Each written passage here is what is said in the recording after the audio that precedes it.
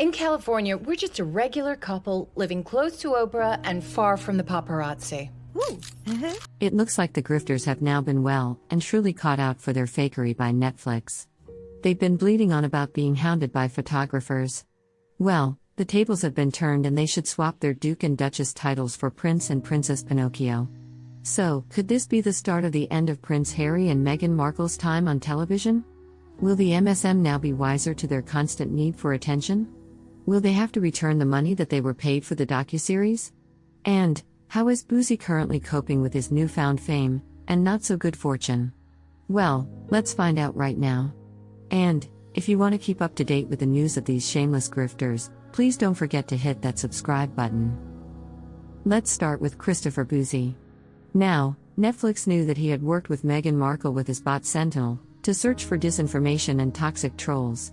While the MSM had produced positive narrative about him and his business successes, and slamming everyone who disagreed with Boozy, Netflix have since learned that Boozy is not all he claims to be. In fact, Netflix haven't heard or seen the half of it yet. From cryptocurrency scams, to bankruptcy fraud, evictions, hate towards the royal family, hate towards people in minority groups such as those with disabilities, and the fact that Boozy himself has targeting women in his own hate campaigns, Netflix are certainly going to question whether these docuseries was worth it. Boozy is currently still tweeting about the hate that Meghan Markle is getting, and ironically continuing his own hate campaign against the UK. And, he's still hating over all of the US Republicans, all the while trying to promote his own social media platform. He's basically just like a constant broken record. Yet, each and every day that goes by, we uncover a lot more about Boozy, his behavior and his questionable dealings. And, all of these are backed up by court documents, IRS filings and more. It won't be long until his so-called fame plummets right into a jail cell. And that's not the only thing. Right, so this gets interesting. The Netflix bosses are furious with Prince Harry and Meghan Markle. While many people had already concluded that they were a pair of liars, it sure does look like the Netflix crew didn't have a clue. So here's the thing. Those two grifters would have known, more than anyone else, which footage to be used in the docuseries was actually real. And so the Netflix chiefs were expecting them to flag any problems, but they kept completely quiet and allowed the trailers to run with fake footage. Did they seriously think they could get away with it? Are they that stupid? Or are they just so up themselves that they think that everyone else would be too stupid to notice? Well, I'm going to be completely honest and say that they are the ones who are stupid. If they thought that they could pull the wool over people's eyes, they seriously need to come back down to reality. Unfortunately, I can't show you the full trailers, as I'm sure that Netflix would copyright strike me.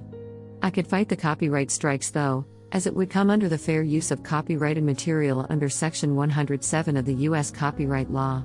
But, I think that the stills will still do justice in all of this, and I'm sure that you'll still get an idea. Well, I do hope so please do let me know in the comments box below. Now, since the release of the documentary trailers, it has been proven that there are many fake images, including the ones of photographers taking pictures of people and events which had nothing to do with Harry and Meghan at all. This is seriously laughable. And I'm completely dumbfounded as to how Netflix would have missed this. I have no idea how they have gotten away with this. One of the clips shown in the trailer shows photographers taking pictures at the Harry Potter movie premiere in London. And, in another it shows photographers waiting outside of Crawley Magistrates Court for Katie Price, the glamour model and businesswoman. I released a video a few months ago about Katie Price attending that court, and whether she had hired Larry. You might know Larry as he's another attorney who has the YouTube channel under the name of the DUI Guy. You're welcome to watch that video after this one, and the link is here.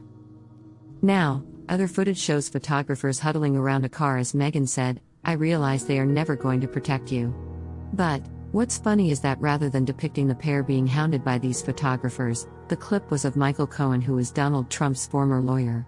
It's a shame that the Netflix bosses didn't see the rest of that footage.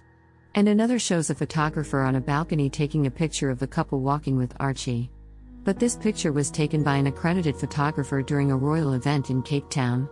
And Robert Jobson confirmed this in a tweet, saying that 3 accredited people were allowed in that position to take photographs. So, as you can see, this hounding by photographers is quite frankly BS. Netflix chiefs were unaware just how much of the imagery that was put in the trailers was dubious, and had expected Harry and Meghan to scrutinize them. I'm sure that they did scrutinize, yet still kept quiet. And now they've been completely found out. Fortunately, they can't throw the race card into all of this fakery. So what does this mean about the fee they were given for the docuseries?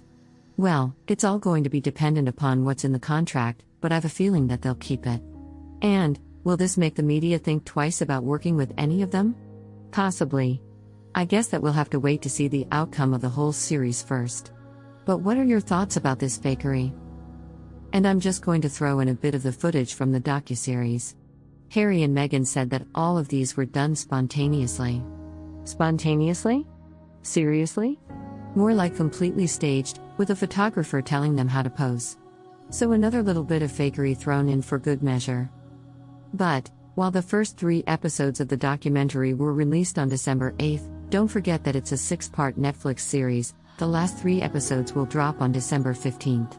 I think that now, as we all know that the footage is fake, Netflix needs to change the name. How about it being called Liar Liar? If you've enjoyed this video and want to see more, which will be coming up soon, don't forget to hit that subscribe button, and you can also check out this playlist, which will uncover more of Boozy. So, until next time, have a great day and thank you for being here.